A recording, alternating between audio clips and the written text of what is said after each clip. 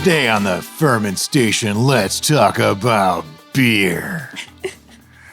I'm Brian. I'm Derica. And this is the Ferment Station, the podcast for City Steading Brews, where we talk about all kinds of things about brewing, home brewing, mead, wine, cider, and today, beer. Beer! Yay, beer! Specifically today, we're going to talk about the advantages and disadvantages of the different types of grains you can use, meaning all grain, liquid malt extract, or dry malt extract. Derica did a lot of research for this, and we have notes in front of us. We do. We're going to start off with all grain because I think this is the most traditional method, and lots of times when people think about making beer and all the ways that people back in the olden days made beer, it was going to be all grain. Right, and that's true. And it's also the most complex way, but it does offer the most fine-tuning that you can do. But I also want to point something out. Beer in a bag is also a version of all grain brewing. In my opinion, and basically the way it works is all grain brewing means you're not using an extract of any kind. You're using grains. You are going to steep that mash. You are going to extract the sugars yourself, and then you are going to ferment those sugars. That's what all grain means. In some of the other methods, you skip those steps. So we'll get to that in a minute. So I have a list of pros and cons of each type, and we're going to start off with the pros for all grain. The first pro is, like I said, you have greater control in fine-tuning the flavor, the body, and color. And with that fine-tuning also comes more responsibility because now you're not only fine-tuning it, you're responsible for getting out as much color or as much flavor or as much sugars as you can get. And that's where all grain might be a little much for a beginner, but it's actually a really great way to fully express yourself in creativity for making a beer. You're only limited to the grains and malts that are available for you to purchase. So if you wanted to make something chocolatey and you were able to buy a chocolate malt or even a cacao or something to like that to add flavor, you can do that. Right. You can make it as light in color or as dark in color just based on your grain and malt selection. And one cool thing, we've actually done a few all grains on the channel. I started with all grain and then went to extract, just so you know. So it's not that complicated, but it can be. I played around with a couple of recipes and made a really great early porter that was just it was fantastic. I would still want to make that today the way it is. But one thing I want to talk about is you can mix and match malts too. Like we get them from Amazon or from a local homebrew shop. Now that we've moved, we'll probably be getting them more from Amazon because I don't even know that we have a local homebrew shop. We haven't researched to see if we even have one. Closest one might be like an hour and a half away. So that's kind of far for us to go for that. But there's a wide range of grains and malts that you can get. And when you mix those together, like Derica was saying, you can get a wide range of colors and flavors from those things. Everything from the darkest, darkety, dark beer to the lightest, simplest, very crisp and, I don't know, I don't really go for light beer all that much, but very light beer with a very pale color. Right, and that leads us, which we basically already covered, but part two is more flavor options. So again, you're only limited by what is available to you. And that really, as you said earlier, adds to the creativity. Go out and figure out what flavor profile you're looking for, what flavors might work with what grains you already have at home, what can you add to it to spice it up and make it something completely unique and different. And keep in mind, even with doing an all grain, you can still use spices and fruits and herbs and other things in there. You can, the range of possibilities is immense. It's kind of like in mead making where you have all the different kinds of honeys, except that I think the malts have even more differences than the honeys do. So, wow. The sky's the limit. You can make anything that you can imagine. Wow, yeah, you really can. Yep. I'm just trying to think of all the different ways you can make beer, and there's so many. So many. Then the next pro is authenticity. As this is a traditional brewing method, some brewers may find it more appealing simply because there's a lot more to the process. Yeah. And so you might feel a connection to the times past. And that's kind of a neat aspect of homebrewing, I feel. I can appreciate that. Where it becomes almost like a ritual where you're doing the process. And you feel like you're walking in your ancestors' footsteps kind of thing. And I can appreciate that. to some extent, even a modern all grain would still be very much like what they would have done hundreds of years ago. It really hasn't. Yep. The process is there, and that's just it. All grain is a process. You're going to spend several hours to the better part of the day making a beer when you do an all grain. And this is one reason why a lot of people say, if you're making beer, don't bother with anything smaller than 5 gallons. If you're doing all grain, I have to sort of agree, because if you're going to go through all that effort, it doesn't take any more time to make 5 gallons as it does to make 1 gallon, except for the boil. It will take longer to boil 5 gallons than it will to take. And the chill. And the chill. Okay, so it takes longer to make 5 gallons than 1 gallon, but you're putting in all that effort anyway. Yeah. I would probably make 5 gallons if I was going to do an all grain. I think we did do 3 in one of ours. I don't know. I've done 5. Yeah. But anyway. So the next pro is kind of controversial because it actually shows up in the cons as well. And that's because it's cost effective, but only in the long run. Buying your grains in bulk is really going to save you some money. But also gear too. All grain requires a little bit more gear. Yep, that comes into the cons. Oh, that's the cons. Okay, we're talking pros. Yep. Okay. Yeah, she's right. It's more cost effective if you buy in bulk, but that's only effective if you use them in time before they spoil, because these things do spoil. Sure. We've actually had some go bad on us. One of them got bugs, and I mean, all kinds of nasty things can happen, but that's a con. But the pro is, buy in bulk. It's probably still a lot cheaper than any of the extracts. Right. If you can future plan and know exactly what you intend to make and the volumes you need to create those, then you can buy it in bulk and do save some money in the long term. Right. And that leads us to the last of my pros list, and that's freshness and malt character, where you get a potential of a brighter and more vibrant flavor. That, I don't know that that's necessarily true. I think potential is the key word there. Yeah, some people would argue that. I mean, we've made some really great extract beers. We have. But I guess the idea is because if you're using a fresher ingredient, maybe, possibly, I don't know. I mean, we can put that in the pros column, but I'm not going to call that a huge pro. I think that's a moderately important pro. I think it has a lot to do with your experience in brewing with all grain. Yeah. And how the process works out for you, because it is, and we keep stressing a process, but all grain is the most process intensive of the 3 different styles of beer that we're going to be talking about today.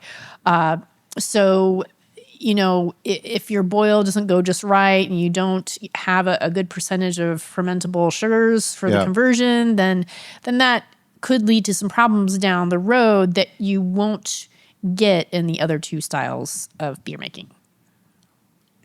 One thing I'd like to say is that I think it's easier to make a bad beer with all grain than it is with extract, because extract doesn't require as much on your part. So most of the things that can go wrong are fixed already. Yep. But I do think you have a potential, as we said, to make a slightly better beer with all grain than you ever could with an extract. Maybe just that little tiny bit. Not a lot, just a little bit. We're going to talk a little bit in the future, so make sure that you watched the end of where you can augment that difference with a little cheat. Oh, okay. Even I don't know about this one. All right, so let's move on to the cons of all grain. Startup can be more expensive because you need more gear. There's a few things like a chiller and a wort chiller. You can really go crazy with like the Grainfather setups and things like that. You can get very, very expensive equipment. We tend to do it still on the cheap. We use just basic kitchen stuff to do it and just regular brewing equipment. But I still think it might cost a little bit more to get started, simply because, if you buy a pound of a malt that you only need like 2 tablespoons of, you have a pound of that malt now that you have to, be aware of. Yep, you have to be dedicated to make sure you use it in a timely fashion. Yeah. More time due to extra steps. And we've hinted this already about the process. You do have to do the full mashing, and then the full everything. Mashing, sparging, heating, and cooling. Those are the 4 longest time things you got to do. Now, I don't think a boil is 100% necessary for extract beers. And I would even argue that it's not necessary for an all grain beer either. But the mash-in is the main reason to do an all grain. You are mashing it in, which means you are converting starches into sugars using the enzymes naturally present in the grains, but you have to heat them to a certain temperature for a certain amount of time to do that. And how well you control that temperature and for how long determines the efficiency or how much sugars you're going to get. There's more to it than that, but that's the general gist. And then once you've basically done that, then sparging is when you rinse off the grains. These are 2 methods that are not in the extract method at all. You don't have to do them at all. So all other things being equal, there's a lot of time spent in all grain. But hey, that could be a pro too. A lot of people like the process, like we said. So with that addition of the mashing and sparging, it could potentially take twice as long to make the brew versus the liquid malt extract or the dry malt extract versions. Yeah. There's more cleanup involved too, because now you have sugars everywhere. Everywhere. And it's kind of a joke that they're everywhere. No, it's a messy process. Yeah, it is. It's sticky. It's very Boilovers are a thing. Oh, yeah. There's all kinds of things. Good times. Yeah, we tend to do more extracts than all grains just because. I've seen a lot of brewers that specialize in beer doing most of the work in their garage. And I can totally see that being a benefit. Or outside. Because you can just hose it down when you're done and not really worry about it. Yeah, so much to it. We also said this already, it's a more complex process. So there's more things that can go wrong with an all grain. And that's kind of what I meant when I said it's easier to make a bad beer with an all grain and you have a potential to make a slightly better beer with all grain. Whereas the extract way, they're all going to be pretty decent, pretty much no matter what, because most of the work that can make it bad has already been done and you can't mess it up. Well, you can, but it's harder to mess up. Let's just say that. And the last con for all grain is space requirements. So if you have all those different grains and malts that are going to make you have so many different variations and things available to you, you got to store them. Mm-hmm. You also have to store all the gear that you use with it, the wort chiller, the fermenters, the extra demijohns. There's a lot of stuff involved. Now, there's a lot of stuff involved in brewing, and you can make it as simple or as complex as you want. Absolutely. But all grain still has some amount of a basic complexity requirement. Yep. There's an inherent complexity in the system. So now we're going to move on to the liquid malt extract, or LME, as some people like to refer it to, and its lists of pros and cons. Now, something interesting is we used liquid malt, I think, once. We got, I think, a couple of different containers of it, and we used one. It was great. It was fantastic. And then we forgot about the others, and they went bad. Yeah, they molded. They actually spoiled. So that's actually on my list of cons. I think it takes longer for the liquid extract to spoil than it does for the grains to spoil. Maybe. But either way, they can spoil. So that's something to be aware of. But we're jumping ahead of ourselves. So let's get back to the pros of liquid malt extract.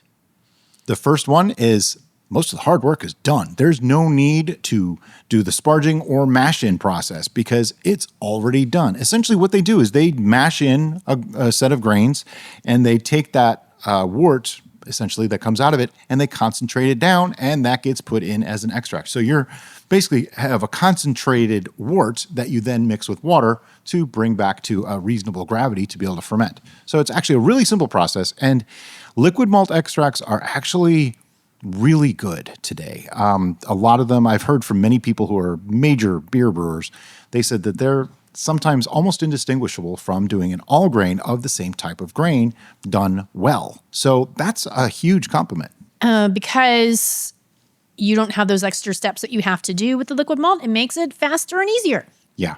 It's super convenient. They store fairly well until they're opened, but don't keep them for like a year or two, even unopened. We found that out the hard way. Right. But if you open one, use the whole thing. They're usually made for 5-gallon batches. We made a 1-gallon batch, kept some of it, and I was thinking, oh, this will be like honey. It's really concentrated and should be fine. Nope. No. Nope. I don't know how long it really was. I think it was a few months, though. We opened it up, and it was molded. Yep. So we just dumped it, threw it out, because you can't use it at that point. But having that a conversion already so that your fermentable sugars are ready and good to go is really convenient and is really helpful, I would say, for people that are just starting to get into brewing beer. Sure. Because that's one last thing that you have to worry about because it's already taken care of for you. They're also really versatile because usually you can get several different kinds, and using those, even mixing those together, or even mixing them with some other grains called adjuncts, you can make almost the same range as you can with all grain. There's just a wide variety. There's tons of liquid extracts out there. And some of the adjunct malts, you don't even have to mash them. They're really just there to add a little extra flavor or color. So they work alongside the regular extracts. Right. And this is part of what I alluded to when we were talking about the all grain is that you can use the liquid malt extract as your base style of beer and then still add the complexity and the flavor components that you would add to your all grain into the liquid malt extract. Or scenario. conversely, you can make an all grain and use liquid extracts as buffers, like to build up your ABV and things like that, or to just add a little bit more depth or complexity to an all grain. So there's a lot of ways to use them interchangeably too, which is actually pretty cool. And then the last pro for liquid malt extract is your bottom line. It's typically cheaper than all grain or DME or dry malt extract. Really? Liquid malt extract is cheaper? That's what my research led me to believe. I would have to look that up to know for sure. That doesn't sound right to me, though. It sounds like the dry malt should be logically. I would have thought dry malt is cheaper, but who knows? I could be wrong. Right. The one thing, well, we'll get to it in the dry malt. There is one advantage in dry malt over liquid malt that I wanted to talk about, and that's probably why we do dry malt more than liquid malt, but I'll talk about it when we get to the dry malt. So there. All right, well, let's move on to the cons of liquid malt extract. The first one is probably one that's a strong con for us because of our personal flavor profile, and that is off flavors like licorice, molasses, and soap if it's not properly stored or timely used. Wow. I did not know that. See, this is why we do research before we do these podcasts. Yep. If you didn't know, we are not beer experts. Nope.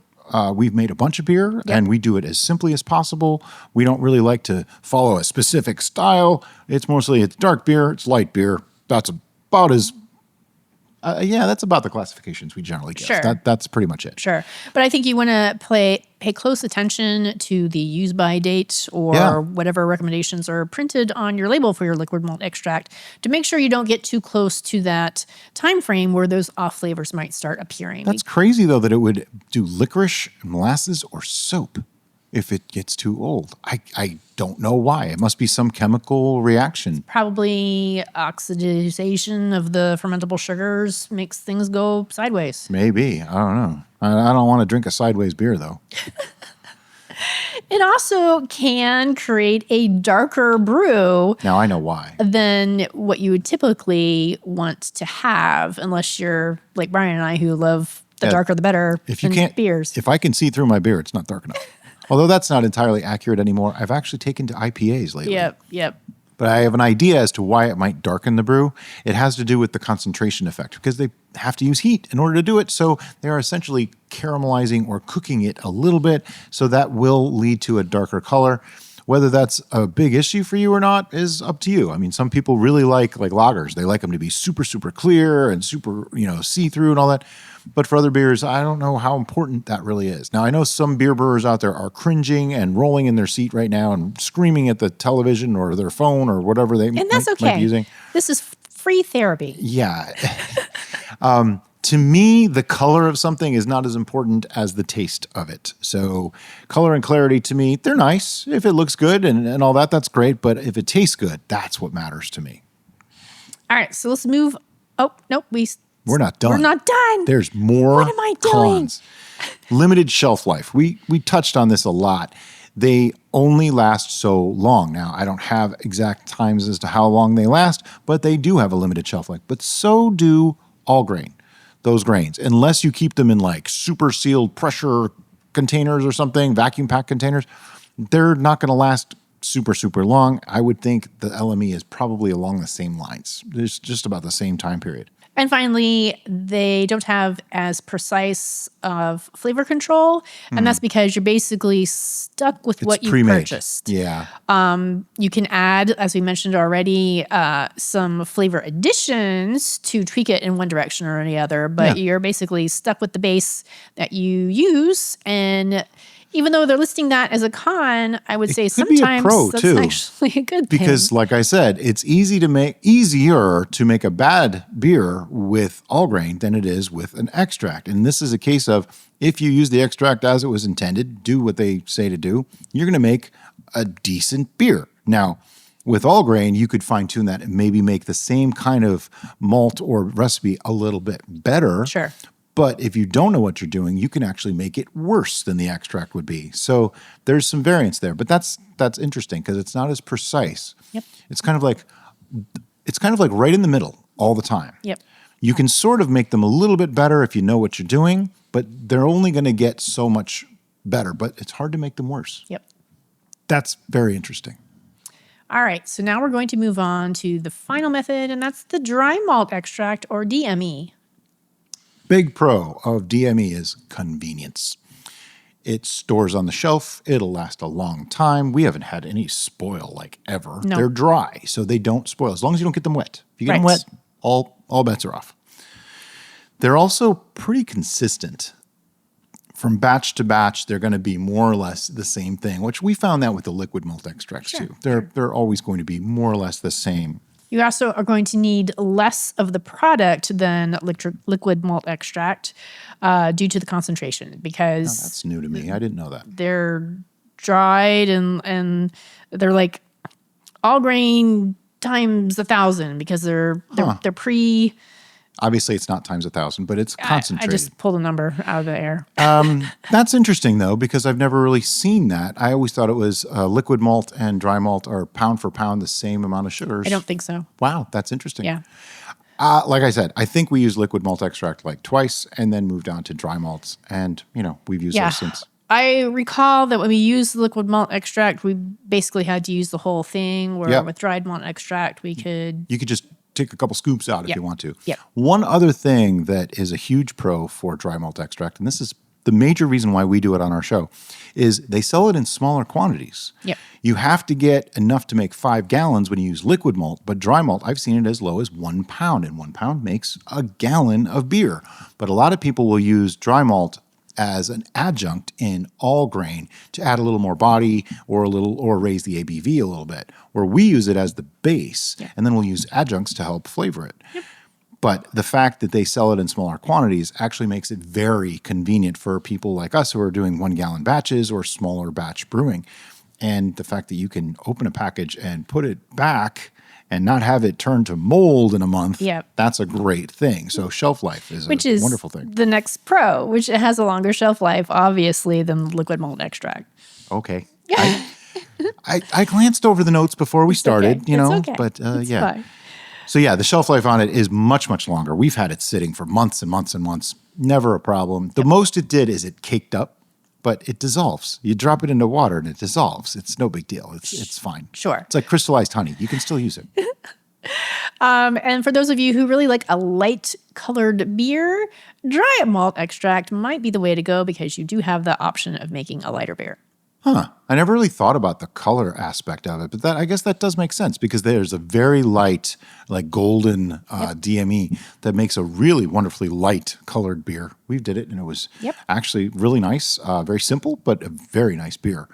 That is about it for the pros. Now on to the cons. One of them Brian already touched on, and that's that they're hygroscopic, meaning that can lead to clumping. They basically have all the moisture removed from them, and so any type of moisture, be it even ambient humidity, can cause them to cake and clump. So you want to keep it airtight.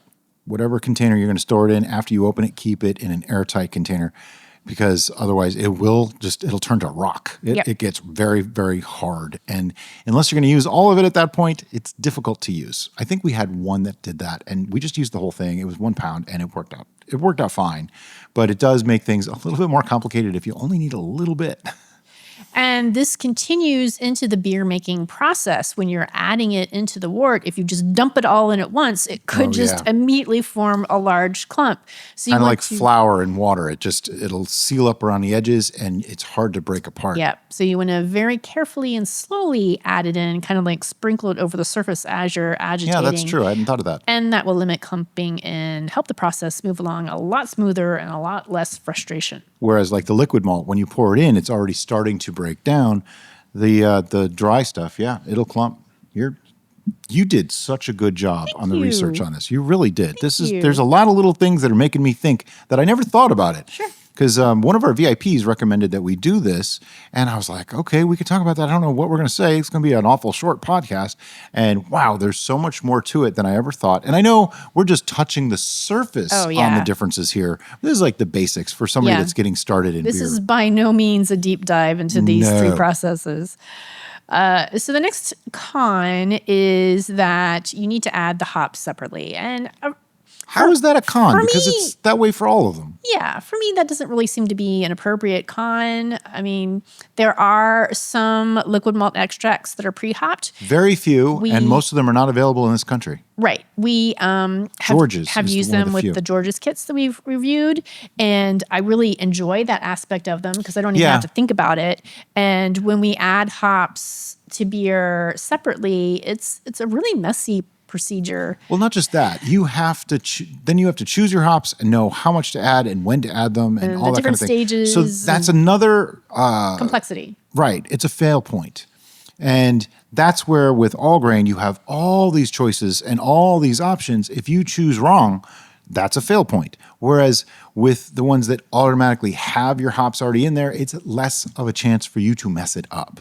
So as a beginner, it's easier to use the extracts, especially the ones that already have hops, than the ones that don't. But it's kind of hard in the United States to find ones that do.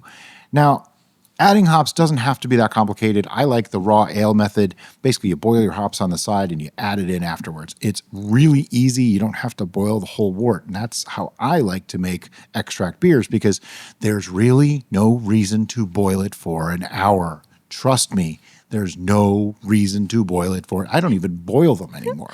It's called the no-boil method or the raw ale method. We don't even boil them. I boil the hops because that's how hops gets bittered. That's how those bittering agents come out. And you can boil it for different lengths of time if you want to and have a couple different versions, whatever. Of course, there's also dry hopping, which is a completely different method. There's so many ways to make beer that it's really crazy.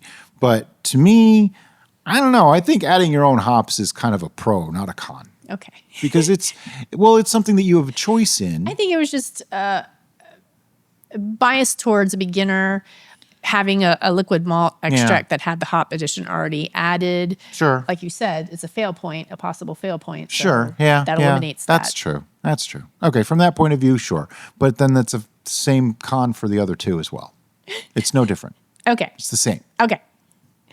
It also requires careful measurement due to the concentration. Now, everything requires careful measurement, but as we've talked about a little bit with the liquid malt extract, typically you're going to buy the volume that you want to brew, and so you just dump it all in. There's no measuring; it's pre-measured.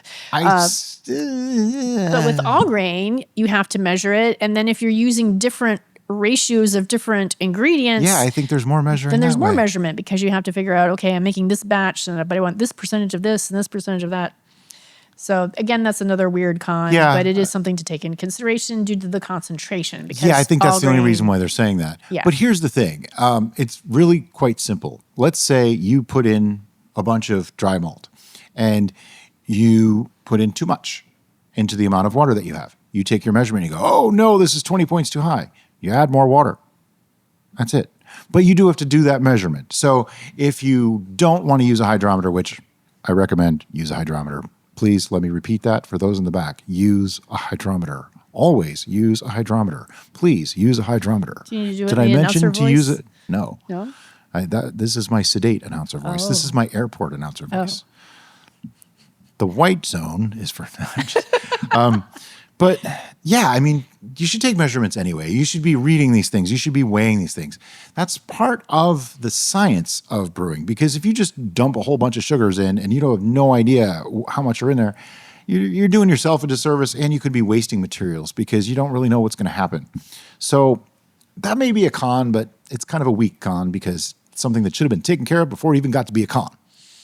All right, so the final con for dry malt extract, which I think is applicable to everything in homebrew, is heat and sunlight can degrade if not properly stored.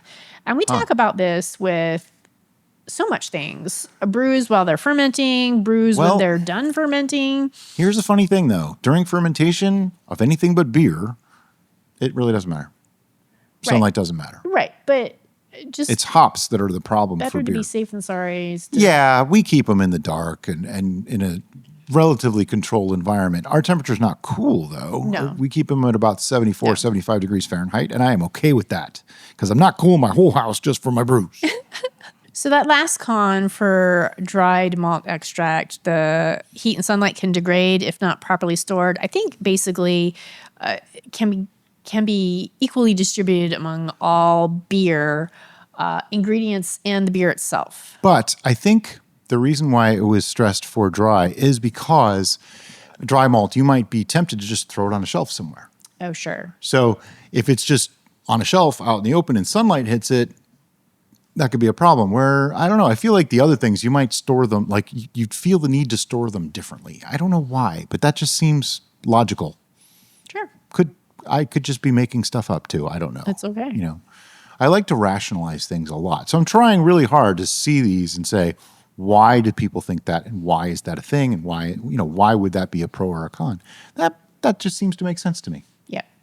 Now, sure, there are thousands, probably more pros and cons for each method, particularly of own personal preference. Mm-hmm. So if you have a personal preference of which method you prefer, please share with us in the comments below. Right, and that's something that we want to stress on this too, is that there's no right or wrong way here. If it works for you, you make something that is A, safe to drink, and something that you're proud to share with your friends, yourself, your family, just enjoy, then you're not doing it wrong. Don't let anybody tell you that you have to make it this way or you have to make it that way. There's too much elitism in the brewing hobby in itself, not just beer, among mead, wine, cider, and beer. Too many people want to tell you this is the only way you can do it. This is the right way to do it. There are some things that are right or wrong, but for the most part, it's personal choice. You have your own personal environment to work in. You have your own personal reasons for doing things. Maybe you just don't have the time. Maybe you don't have the space. Maybe you don't have the money. There's no reason to say, oh, I can't do it because somebody told me I'm wrong if I'm not extravagant and spend $20,000 to make beer. It's just not necessary. Just like all areas of knowledge, the more we brew and the more we research, the more we learn that there's more than one way to do it. Absolutely. And as always, guys, thanks so much for listening and have a great day. Bye-bye.